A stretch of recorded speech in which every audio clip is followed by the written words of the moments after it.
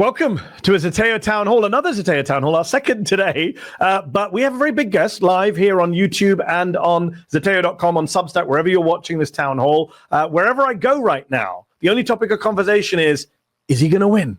Is he really going to win? And people are talking about a state assembly member in his 30s, born in Uganda from Queens, who is now a leading candidate in the Democratic mayoral race for New York City. I am, of course, talking about Zohran Mamdani. Welcome to the Zeteo Live Town Hall, Zohran. Thank you for taking time out of a very busy campaign for us.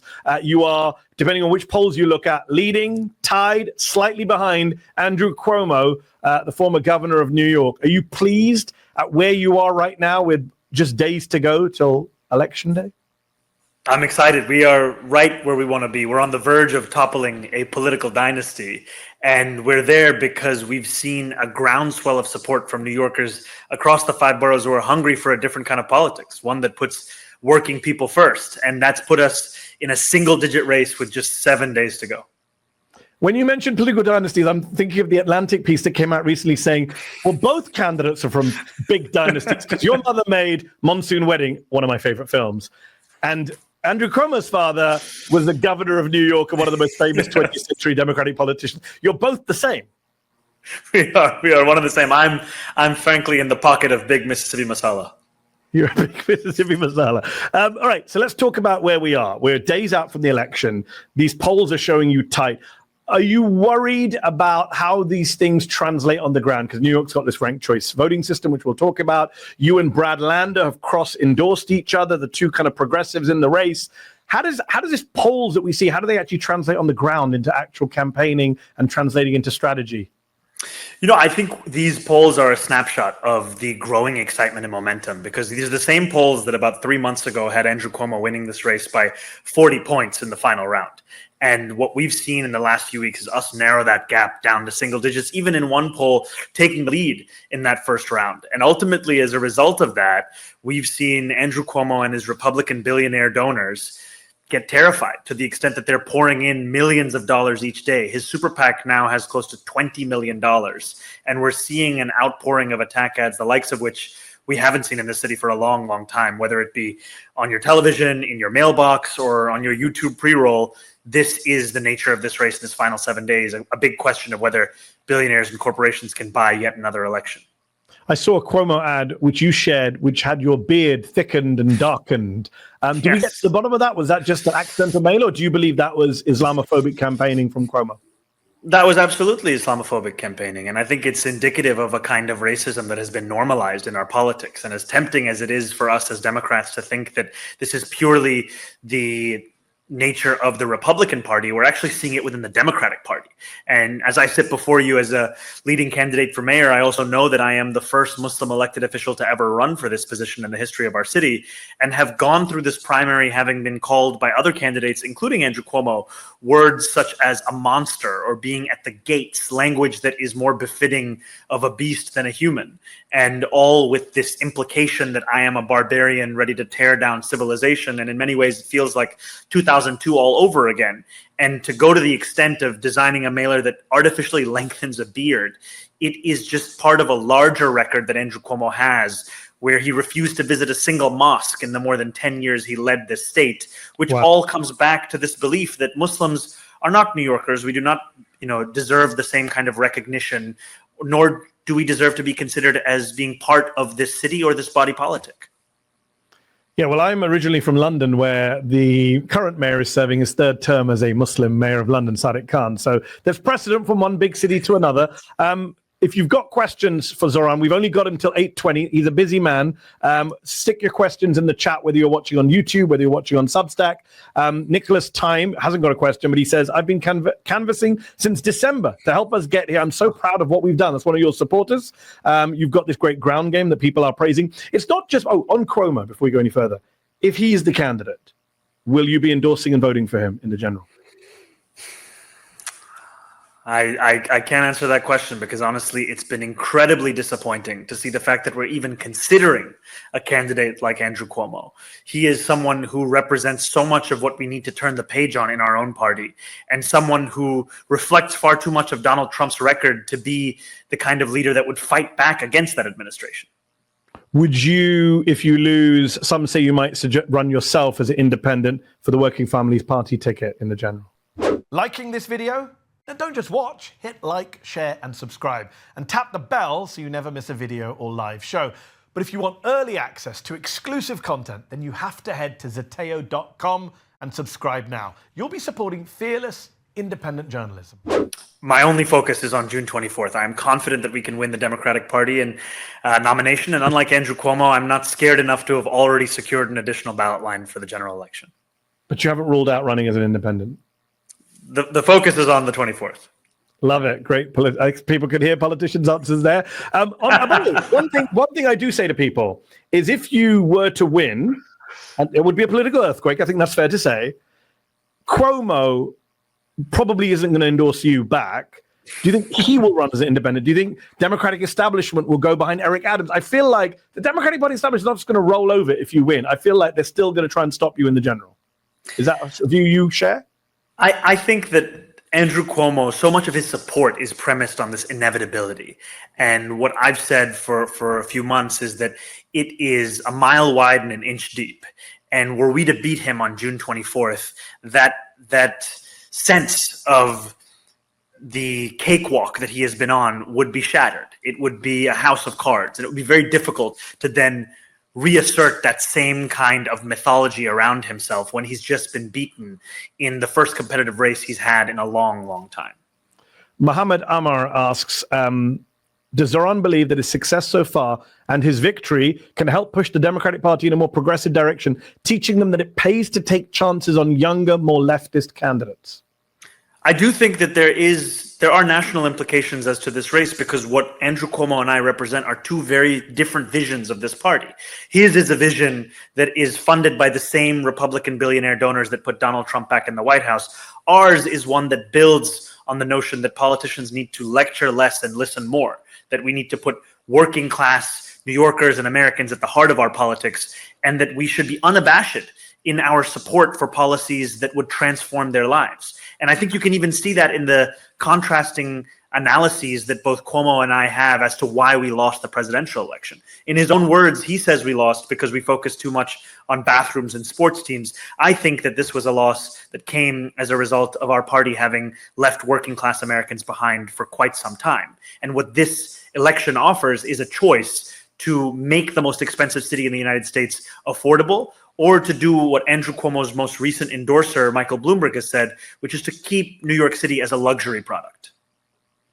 Whenever I think of Michael Bloomberg, I think of Elizabeth Warren destroying him on that debate stage. On policy, you mentioned policies.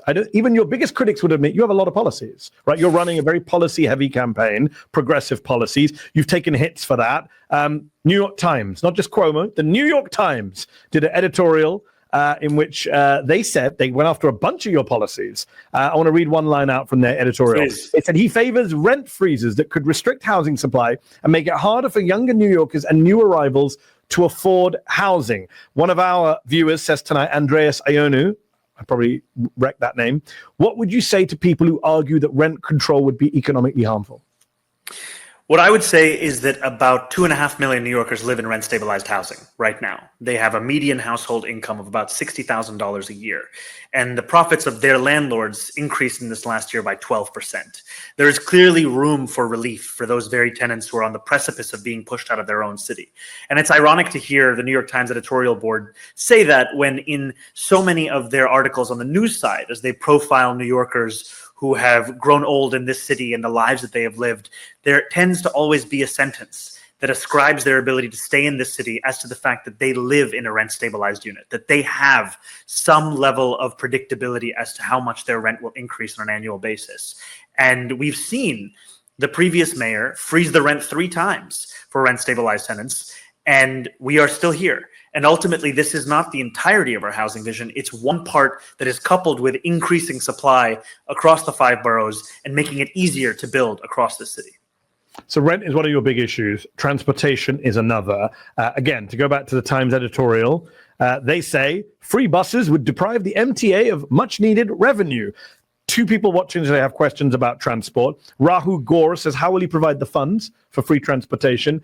And the Faraz 181 says, if the free bus fares are successful, will you as mayor expand free fares to all subway trains in New York? So the focus is on buses, and there are a few reasons for that. The first is that bus riders are disproportionately more working class than subway riders. They are riders who are currently far more likely to not even be able to afford to get on that bus because of the rising cost of a Metro card. $2.90 might not seem like a lot, but 1 in 5 New Yorkers can't afford it today. And also that the act of fare collection has an impact on the bus itself and the bus service. Unlike on a subway, when you are swiping in and then you wait on a platform, with the bus, you are swiping in as you get on that bus. And the bus cannot move until everyone has actually swiped through their card or flashed their Omni or whatever it may be. And so what we found, even in Mayor Wu's experiment of making Route 28 and a number of other routes free in Boston, is that they reduced dwell time at a bus stop by 23% by eliminating fares. So it increases the service and the ability of that bus to actually deliver what New Yorkers are so desperate for, which is reliable, efficient, and excellent service. And this idea that we would deprive the MTA of funds, it is one that does not actually acknowledge that the entire premise of this proposal is that we provide them those very funds so as to make these buses free.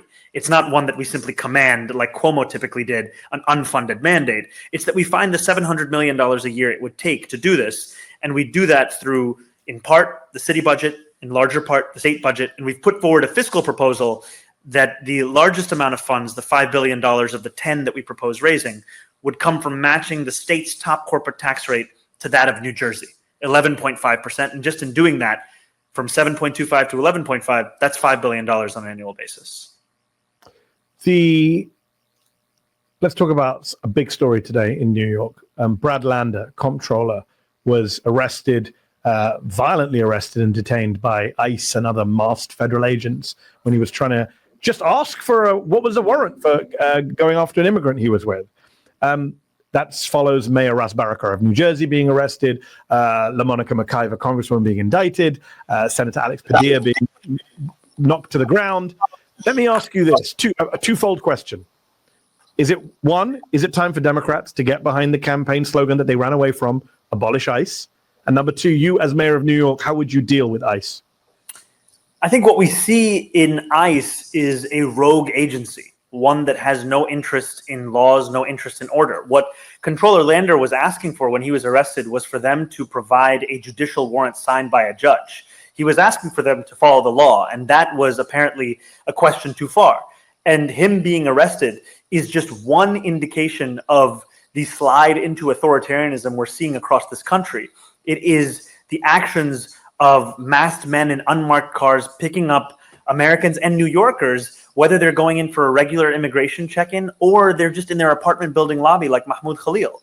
And I do believe that when we think about what this country needs and a humane immigration policy that has some thought and care for law and order, that clearly is not ICE. It hasn't been seen to be such in recent times. It's also clearly a modern creation, one that did not exist 30 years ago, which, by the way, is when the last time that Andrew Cuomo actually lived in New York City. And I think as the next mayor of this city, what I would do is make clear that we are not here to assist ICE in their operations. We are here to stand up for sanctuary city policies that have kept New Yorkers safe. And unlike Eric Adams, I would ensure that my NYPD would not be assisting those agents. As we recently saw when a migrant was being arrested at Federal Plaza, the NYPD was arresting a pastor who was peacefully observing that arrest. That is ridiculous. And that is yet another example of us seeing Washington, D.C. having their own ambassador here in Eric Adams.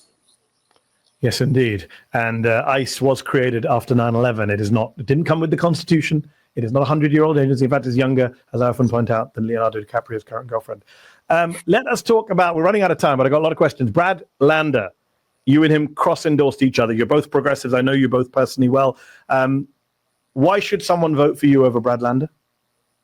You know, Brad and I have many things in common, one of which is that we both believe we would make the best next mayor.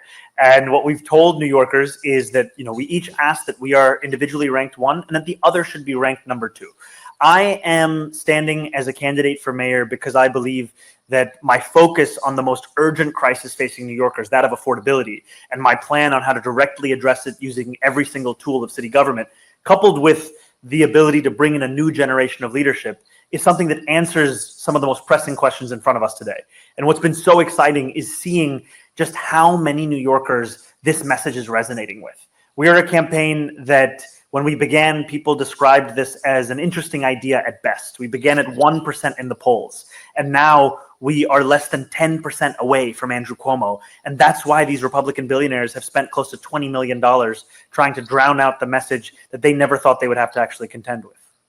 What's your answer to the much discussed piece in The Atlantic from Annie Lowrey suggesting that ranked choice voting is somehow anti-democratic? And one of the reasons she cited is that people do deals and therefore you're not attacking each other. So you and Brad Lander, you're all friendly and you're not actually debating each other and giving people a clear choice. What's your response to that argument? I think it's actually a welcome development in our politics to be able to understand the ways in which so many campaigns align. And I'm proud to have cross-endorsed with Brad Lander. I'm proud to have told New Yorkers to rank Michael Blake on their ballot and to receive his endorsement of being number 2 on his ballot, because ultimately what it shows is, in a time when politics tends to be boiled down into personalities, there are actual policies at hand. And that is one of the many things that align so many of these campaigns, is we want to turn the page on an era of failed politics typified by Andrew Cuomo. And we have a shared focus on decency and integrity and affordability at the heart of our politics. And it's a joy to work alongside others to win this race and turn that page on June 24th. I have to say, my mother-in-law very much enjoyed your Hindi language explainer of ranked choice voting using lassi. That was very original. I hope you're giving bonuses to your social media team. I know you got to run. I want to respect your time. And I apologize to folks who have questions that I didn't get to. But this was, hopefully we'll get him back when he's the candidate, if he's the candidate. Let me ask you this as one last question.